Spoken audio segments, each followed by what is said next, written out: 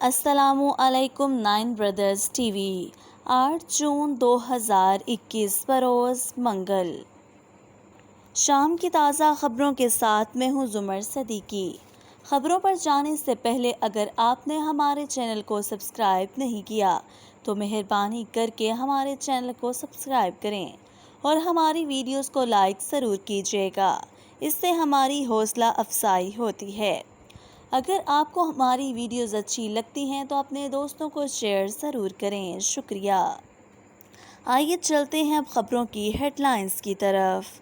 جرمنی سے افسوسناک خبر، زندہ قوموں کی مثال فن لینڈ کی پولیس نے قائم کر دی۔ کینیڈا میں 4 افراد کو جان بوجھ کر قتل کر دیا گیا۔ کینیڈا میں مسلم خاندان کے 4 افراد کو سوچے سمجھے منصوبے کے تحت قتل کیا گیا۔ کینیڈین وزیر اعظم جسٹن ٹروڈو نے قتل کے واقعے پر افسوس کا اظہار کیا اور بچے کو مخاطب کر کے پیغامات دیے اور بچے کی حوصلہ افزائی کی۔ پاکستان میں احمدیوں کے ساتھ جو سلوک ہو رہے ہیں شرم کا مقام ہے۔ روس کے جنوبی حصے میں واقع دریا کا پانی اچانک پراسرار طور پر سرخ ہو گیا۔ پاکستانی لڑکے کی بھارتی ہمسائے کے لیے اظہار و ہمدردی۔ کورونا کے حال ہی میں ایک اور نقصان نے ماہرین کو تشویش میں مبتلا کر دیا۔ عمان میں شاپنگ مالز میں خریداروں کو اخلاقیات کی پابندی نہ کرنے کی صورت میں جرمانہ اور قید۔ بڑے بینک اپنی ناقص کارکردگی کی وجہ سے منی لانڈرنگ کے مرتکب۔ نیٹ فلکس کو جلد ہی ملائیشیا میں بننے والے تفریحی پلیٹ فارم نور فلیکس سے مقابلہ کرنا پڑ سکتا ہے۔ آئیے چلتے ہیں اب خبروں کی تفصیلات کی طرف۔ پاکستان میں احمدیوں کے ساتھ جو سلوک ہوتے ہیں اس پر نہ تو حکمرانوں کو شرم آتی ہے اور نہ ہی عوام کو۔ دوسری طرف کینیڈا میں جو واقعہ پیش آیا ہے اس پر کینیڈین وزیر اعظم نے کہا ہے کہ اسلامو فوبیا کی یہاں پر کینیڈا میں کوئی گنجائش نہیں ہے۔ اسی حوالے سے 9 بردرز ٹی وی کے ڈائریکٹر مبارک جاوید صاحب کا کہنا ہے کہ پاکستان میں احمدیوں کے ساتھ جو سلوک ہو رہا شرم کا مقام ہے۔ دوسری طرف کینیڈا میں جو واقعہ پیش آیا، کینیڈا کے وزیر اعظم نے کہا کہ کینیڈا میں اس طرح کے لوگوں کی کوئی جگہ نہیں اور افسوس کا اظہار کیا، مگر پاکستان کے حکمرانوں کو پتہ نہیں کب عقل آئے گی۔ آج پاکستان میں احمدی نہ زندہ محفوظ ہیں اور نہ ہی مرے ہوئے، اور اگر کسی کی وفات ہو جائے تو بھی قبروں کی حفاظت کے لیے پولیس بلائی جاتی ہے۔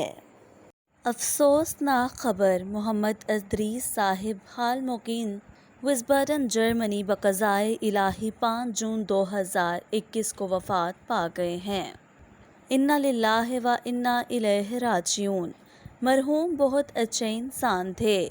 اللہ تعالیٰ مرحوم کے درجات بلند فرمائے اور لواحقین کو صبر جمیل عطا فرمائے۔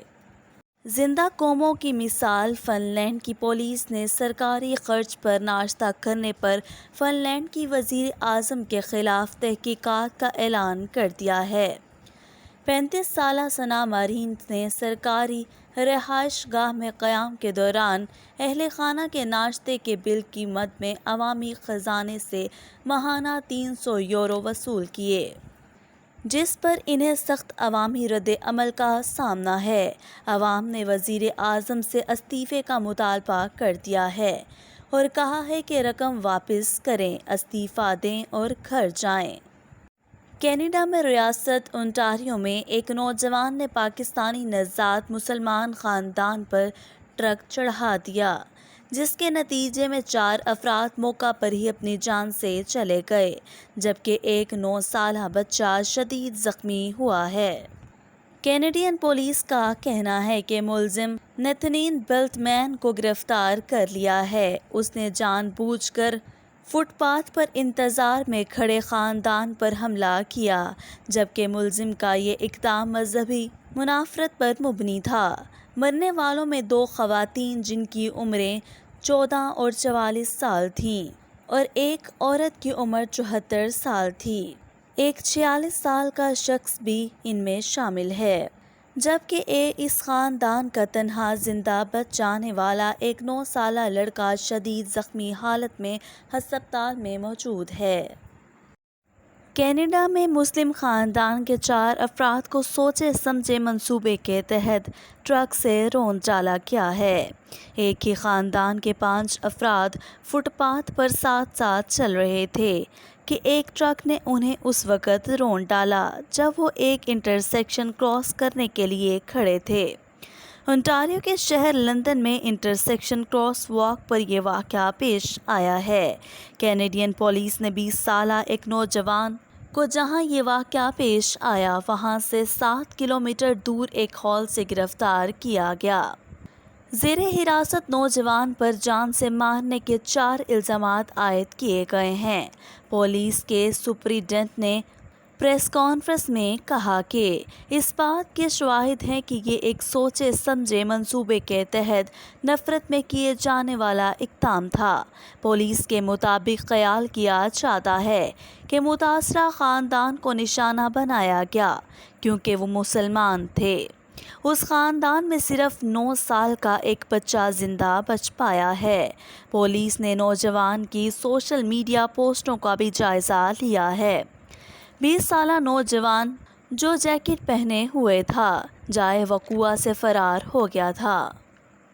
کینیڈین وزیر اعظم جسٹن ٹروڈو کا کہنا ہے کہ انٹاریو واقعے نے ان کو ہلا کر رکھ دیا ہے۔ کینیڈا میں اسلامو فوبیا کے لیے کوئی جگہ نہیں ہے۔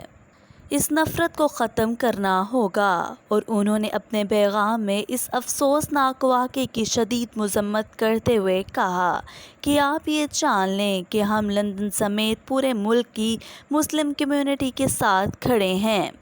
انہوں نے مزید کہا کہ لندن میں موصول ہونے والی خبروں سے گھبرا گیا ہوں اور ان لوگوں کے پیاروں کو جو نفرت انگیز حالتوں سے گھبرائے ہوئے ہیں ان کے لیے حاضر ہوں۔ کینیڈین وزیر اعظم جسٹن ٹروڈو نے کہا کہ ہم اس زخمی بچے کے لیے حاضر ہیں جو کہ ہسپتال میں زیر علاج ہے۔ انہوں نے بچے کو مخاطب کرتے ہوئے کہا کہ جیسے ہی تم صحت یاب ہو جاؤ گے تو ہم تمہیں یاد رہیں گے اور ہم تمہیں یاد رکھیں گے۔ ان کا مزید کہنا تھا کہ تقریب کار مذہبی تعصب میں مبتلا تھا۔ دوسری طرف وزیر اعظم عمران خان نے کہا ہے کہ کینیڈا میں مسلمان پاکستانی نژاد کینیڈین خاندان کو مارنے کا سن کر بہت افسوس ہوا۔ وزیر اعظم عمران خان کا کہنا ہے کہ پاکستانی خاندان کا واقعہ مغربی ممالک میں بڑھتے ہوئے اسلامو فوبیا کی ایک بڑی مثال ہے۔ بین الاقوامی برادری کے ذریعے اسلامو فوبیا کا مجموعی طور پر مقابلہ کرنے کی ضرورت ہے۔ روس کے جنوبی حصے میں واقع دریا کا پانی اچانک پراسرار طور پر سرخ ہو گیا جس سے مقامی افراد حیران اور پریشان ہو گئے۔ دریا کا پانی لال ہونے کے بعد بطخیں اور دوسرے جانور بھی دریا میں جانے سے گریز کر رہے ہیں۔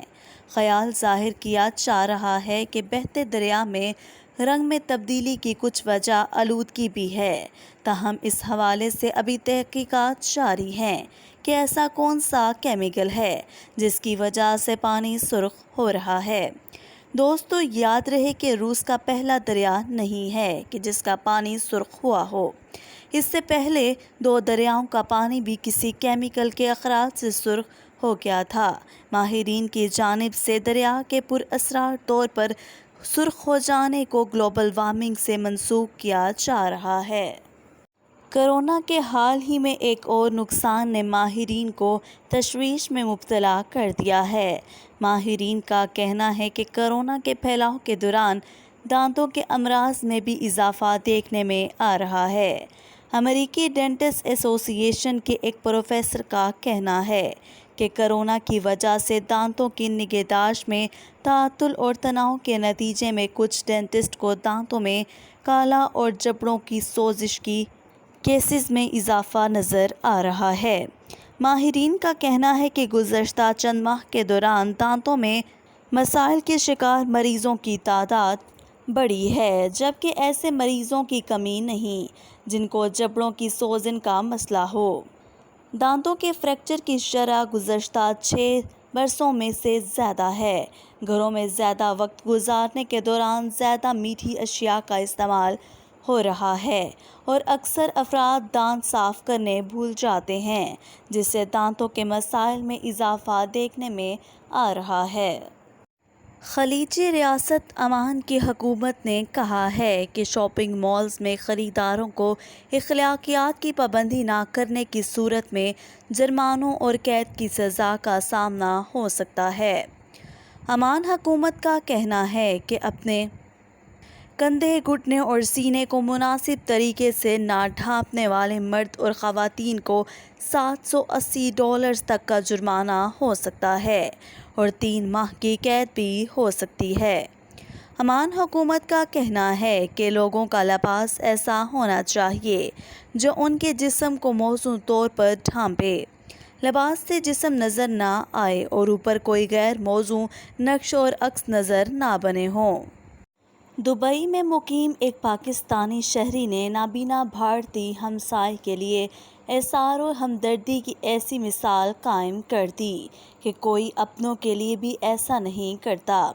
اس 36 سالہ پاکستانی شہری کا نام محمد اسد ہے، جو گزشتہ 1.5 سال سے اپنے نابینا ہمسائے کی ہمہ وقت خدمت کر رہا ہے، جو کہ بھارتی شہری ہے۔